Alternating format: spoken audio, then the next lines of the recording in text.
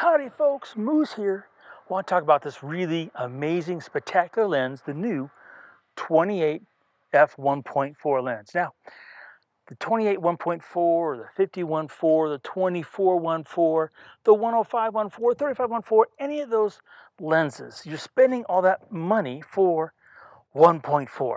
Not f2, not 2.8, not f22, 1.4. So it's at that point, at 1.4, does it deliver? Oh gosh, does it deliver? This is a spectacular lens. Now, that 1.4 has an aura about it. You know, it's a very narrow depth of field. And that's what really, sets these lenses apart. And it's also what makes them, if they're going to be great, great or not great. This is great. Now, at 1.4, you have a very narrow depth of field. Your band of focus, okay, that is through the whole photograph, is the key to using a 1.4 lens. Now I have the 24-1.4, the 50-1.4, the 105-1.4, my primary 1.4 lenses.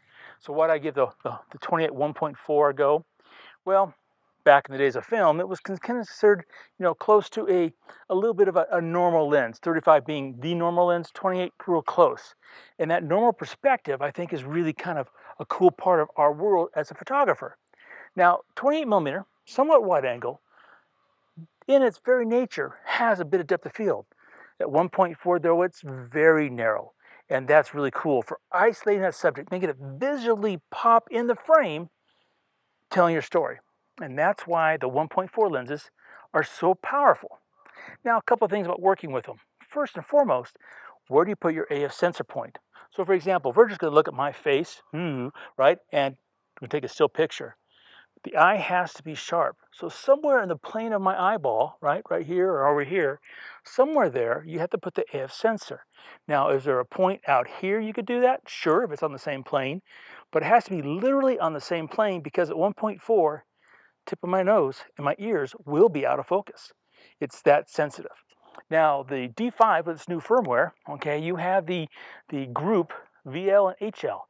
Works really well with 1.4 lenses at 1.4. The new D850, it's going to be spectacular on that because not only the features of that camera and the quality of the file sizes, but the fact that 1.4 will be such an incredible tool, you could throw things out of focus and the subtleness of that focus will be spectacular. Now at 1.4, okay, and you're out, like, so right now I'm kind of a shady situation.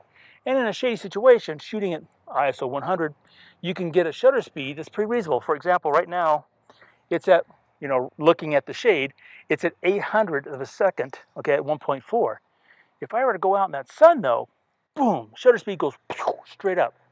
So just like with the 105-1.4, the other 1.4 lenses I have a polarizer on them quite often. It takes up and sucks up 2 stops of light, makes it possible to work in that bright sun at 1.4. Now, what's cool about the new D850, it has a native ISO of 64. It goes lower. That's great, okay? Gives you a little more flexibility in bright light. You can always take your ISO and go to low 1 if you needed to. All these are things you have to think about when you're shooting 1.4. But the main thing is understand that the 28-1.4 at 1.4, that band of focus, it is just so narrow, but so sharp. Corner to corner, it makes it a standout lens. So the 28-1.4, it's a beautiful new lens. I highly recommend it to you if you need that wide angle world, very narrow depth of field for your storytelling. This is the perfect tool.